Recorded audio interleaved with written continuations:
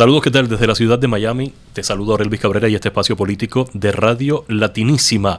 Muchísimas gracias por estar en sintonía conmigo. Por supuesto, si estás en horario de tráfico, recuerde tomar las precauciones. Me puedes sintonizar de 5 a 6 de la tarde a través de Euforia, la aplicación de Univisión, que le llega a millones de latinos aquí en los Estados Unidos. Estamos en cadena nacional a través de esa emisión. También te voy a saludar si siempre ves mi programa a través de TV Quisqueya, la señal de los dominicanos en la Gran Manzana y en Nueva York, y a los dominicanos en la isla a través de la emisión nacional de Vega TV. Así que hoy iniciamos el programa. Voy a tratar un tema muy interesante, un tema que da mucho de qué hablar. El triángulo del comunismo, así le hemos titulado, el equipo de producción le ha titulado a este programa. Cuando hablamos del triángulo del comunismo en la región, me estoy refiriendo específicamente a Cuba como el principal eje exportador de esta ideología, también a Nicaragua y a Venezuela. El comunismo, escúchame muy bien, es una ideología política, económica y también social que, según ellos, sus creadores, busca la abolición de la propiedad privada, de los medios de producción como fábricas, tierras o también recursos naturales, y la creación de una sociedad sin clases donde todos los bienes sean de propiedad colectiva y se repartan según las necesidades de cada persona. Tengo muchísimas interrogantes. Realmente estos países, este eje comunista en la región nuestra de Latinoamérica, ha logrado proyectar el estatus del comunismo, el socialismo, como lo dice el libro. Bueno, después de la pausa voy a abrir el debate con los invitados. Se viene un programa muy interesante. Mantén la sintonía.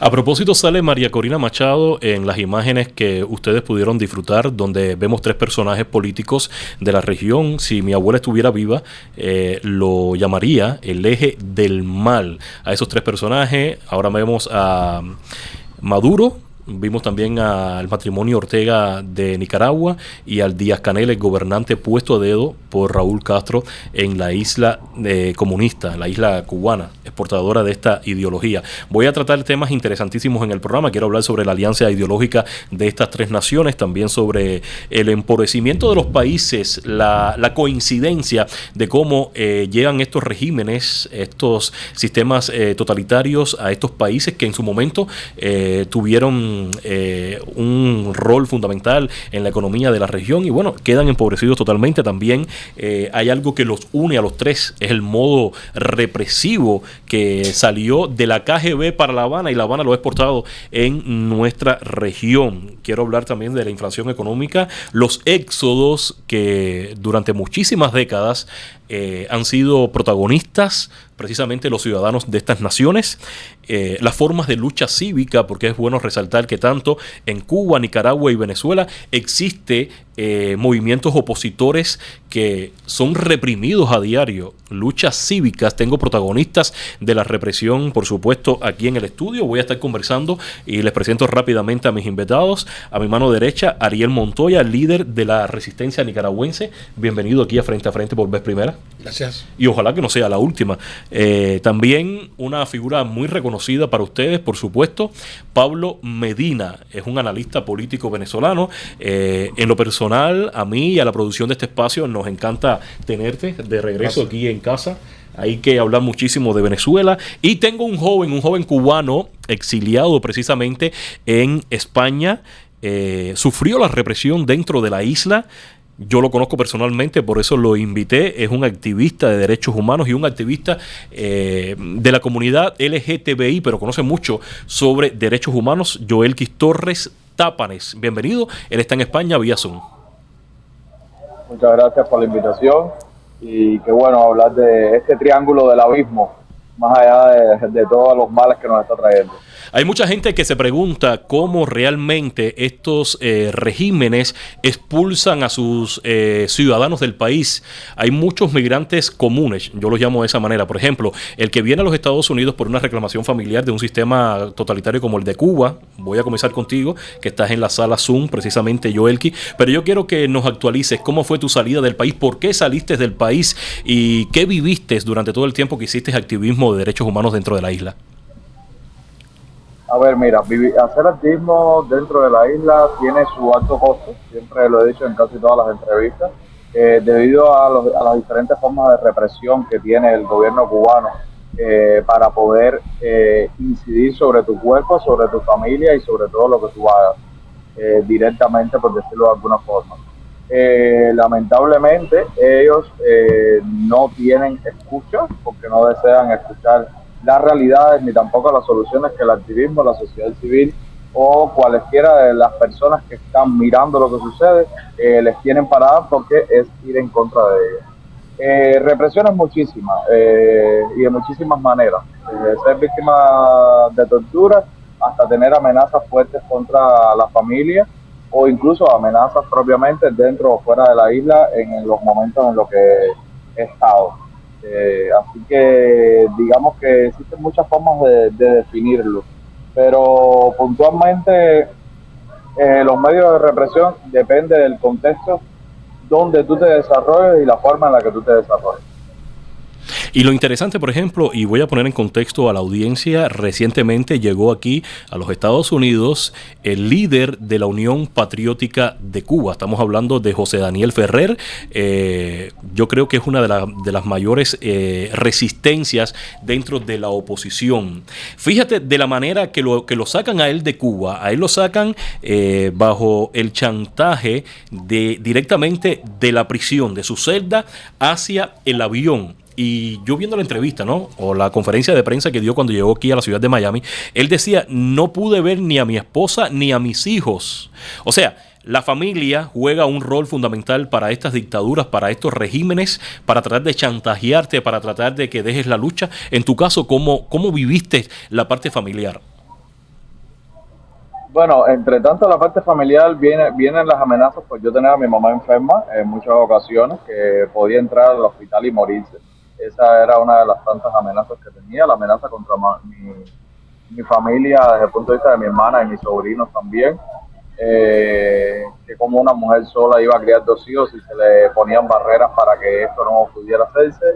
Y bueno, alrededor también de todas las acciones y actividades que yo de una forma u otra realizaba en función del activismo por los derechos desde hace un tiempo para acá, un activismo que chocaba directamente con la personalidad de Mariela Castro, y como ellos son intocables, por supuesto, era, digamos que, amenazas directas que venían tanto debemos entender primero algo, cómo se conforma la seguridad en Cuba, que tiene muchos canales, pero entre ellos la que uno llega es la seguridad local, que se encarga de las instituciones y de las personas a partir de lo que uno le dice la CI o algo así, o lo que era antes la CI. Después viene la seguridad provincial, la seguridad regional y la seguridad nacional. En este caso, tocar un personaje como Mariela o hacer incidencias sobre acciones que tenían que ver con Mariela representaba estar al alto nivel del señor Alejandro Castro también, que era, o que dicen que era, pero se asegura hoy todavía que sigue siendo el jefe de la seguridad nacional. Y entonces, por supuesto, esto determinaba que la seguridad regional, es como un trabalengua, que la seguridad regional te detuviera, te amenazara y tratara de incidir sobre tu persona en los diferentes escenarios donde tú estuvieras. Y esto, bueno, ahí está Ferrer, que recientemente, ahora hace unas horas, dio otra declaración. Las formas de tortura pueden ser diversas. Todas van a partir de donde tú estés. O sea, yo era un activista que directamente incidía sobre los derechos de las personas LGBT y las personas con estado de vulnerabilidad.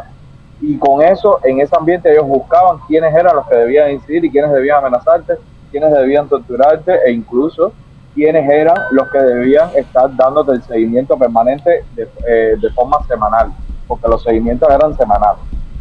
Interesante de verdad enfrentarse a un sistema tan totalitario. Hay uno de estos tres países que conforman este bloque del comunismo en la región, el triángulo del comunismo, así le puse yo, que realmente se habla muy poco de ese país, y mientras estaba preparando este programa y haciendo un trabajo de mesa aquí en los estudios, bueno, el señor Montoya, que va a representar la voz de los exiliados nicaragüenses, además es líder de la resistencia nicaragüense aquí en el exilio, me comentaba cosas que realmente yo desconocía y lo tengo que reconocer.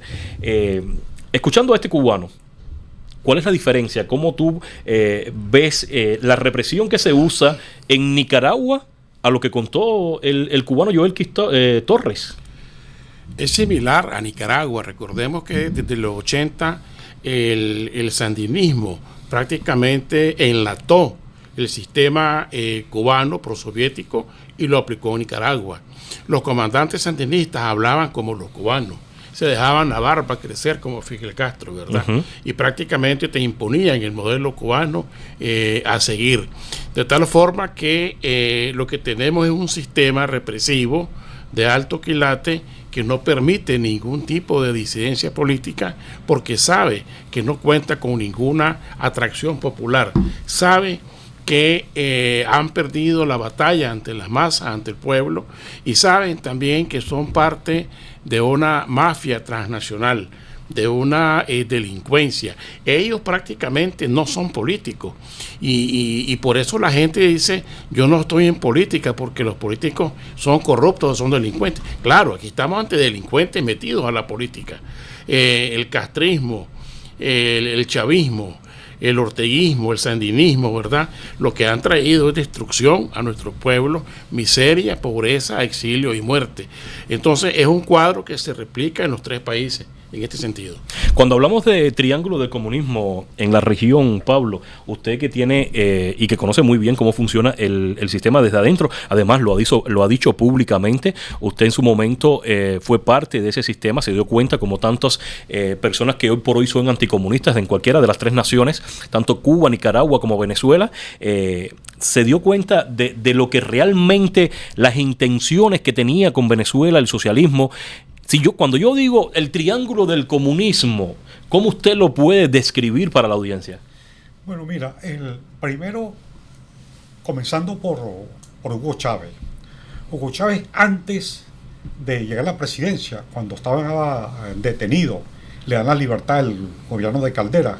Él se fue a Cuba ese mismo año. Uh-huh. Y Fidel Castro, yo tengo aquí un amigo que se llama Rafael de Lima, que estuvo presente porque fue el piloto del avión que lo llevó, y él no sabía que iba Chávez ahí. Cuando llega, encuentra a Fidel Castro y con Chávez, cuando él era el piloto, no sabía que Chávez iba en el avión, y se encuentra con él. Y esa noche le invitan a una reunión, y Chávez era abstencionista, no quería participar en elecciones. Y es Fidel Castro que le dice: tú tienes que participar en las elecciones, ser candidato, porque tú vas a ser presidente, nosotros te vamos a ayudar. Y una vez que tú seas presidente, bueno, tienes que hacer lo que hacemos en Cuba: todas las empresas expropiarlas y que el Estado les asume, y tú eres jefe del Estado.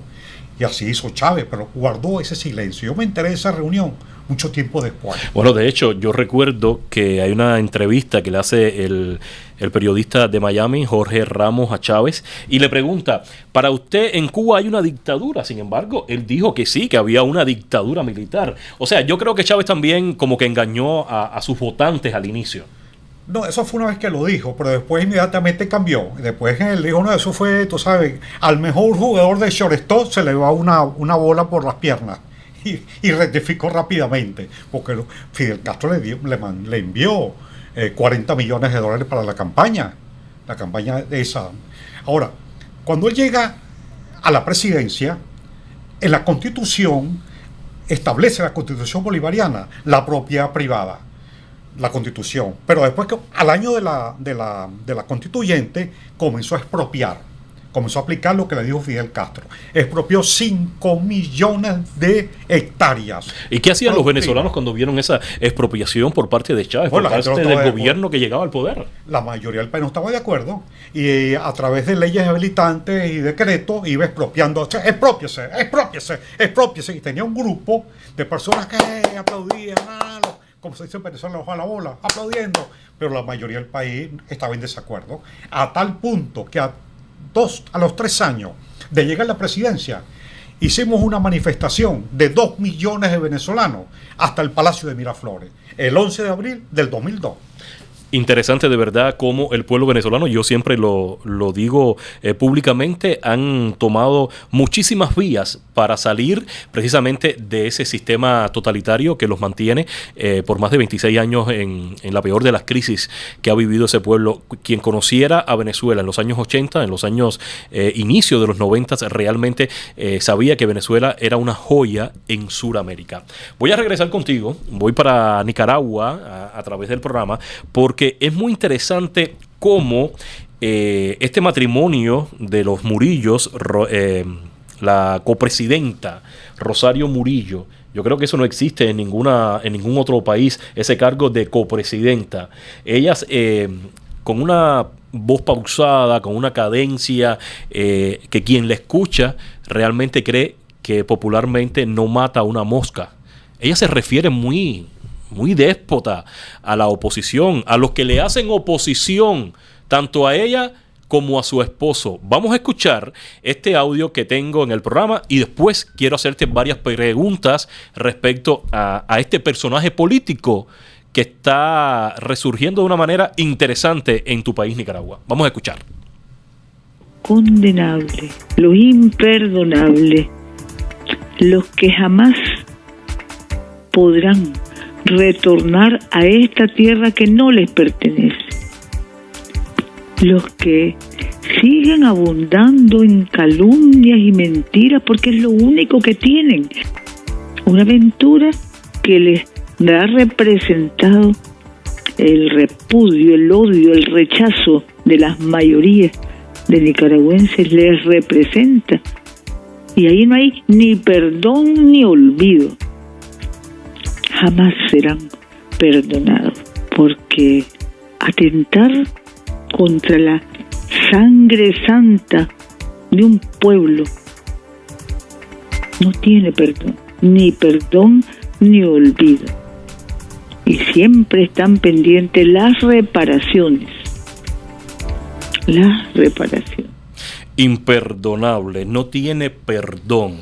En esta intervención, en esta llamada telefónica que estuvo ella ofreciendo a un medio de prensa estatal de Nicaragua, repetía mucho imperdonable y que no tienen perdón. Señora Murillo, eso también va con ustedes. Lo que vimos en el mundo entero, en otros países del mundo, aquel 2018, aquel abril de 2018 fue catastrófico, fue realmente la verdadera esencia del sistema comunista, del sistema socialista, de lo que representan tanto tú como tu esposo para ese pueblo nicaragüense. Copresidenta, ¿de dónde sale eso y por qué sale?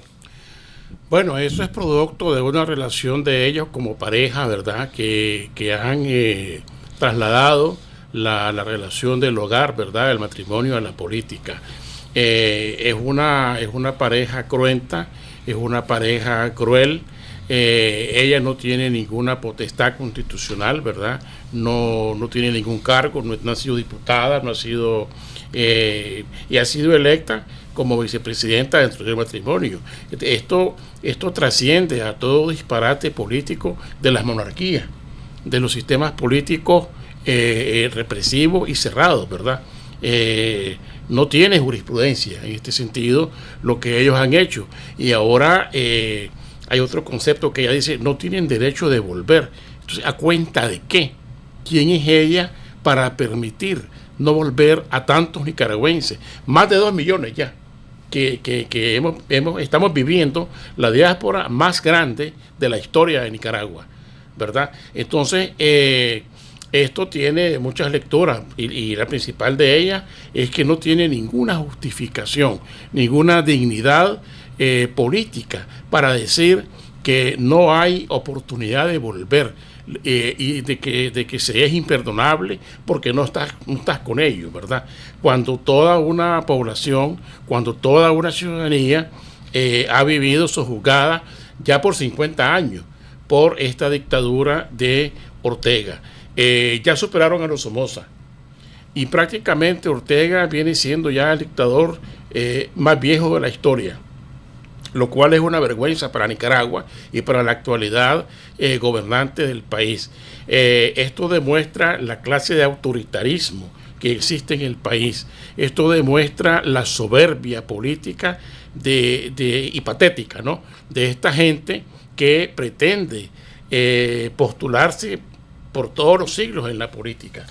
Interesante, claro, interesante tu planteamiento también, Montoya, pero fíjate qué interesante lo que yo te pongo a continuación. Por ejemplo, la dictadura más antigua del hemisferio, sin dudas, es la dictadura cubana.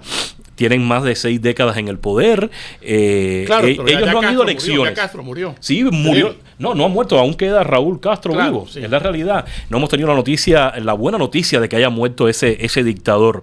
Pero fíjate que en Cuba han impuesto esa dictadura, no ha habido derecho al voto. Sin embargo, a mí me llama la atención qué ocurrió con la ciudadanía nicaragüense cuando en los años 80 ellos vivieron también una dictadura donde la lideró Ortega. Sabían la gran mayoría de los nicaragüenses que realmente proporcionaba este señor.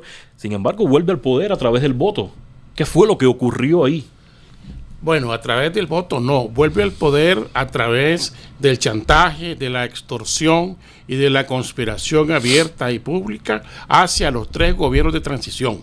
Él dijo cuando entregó la banda a la presidenta Chamorro en 1990 que iba a gobernar desde abajo, lo cual no lo hizo, sino que gobernó desde arriba y desde abajo. Él quemó la alcaldía de Managua en los 90. Pero para él llegar en esta oportunidad a la presidencia de Nicaragua, discúlpame mi ignorancia, ¿no fue a través de las urnas? Esta última vez que él se apoderó del poder. Sí, a través de las urnas, porque lamentablemente una parte del liberalismo, ¿verdad?, conspiró y se unificó a él, al expresidente Rolando Alemán, para permitirle el regreso de Ortega al poder. Sin embargo, hay que hacer mención de que ninguna elección de Ortega ha sido eminentemente libre. Todas han sido mediante el chantaje, mediante el asesinato de los líderes de la oposición, la extorsión, ¿verdad?, y el chantaje público y abierto a todo lo que huela a oposición. Lamentablemente, un sector de la derecha se alió con él y le permitió al poder. Algo así como ocurrió con Venezuela. Estamos pagando duramente esta tragedia.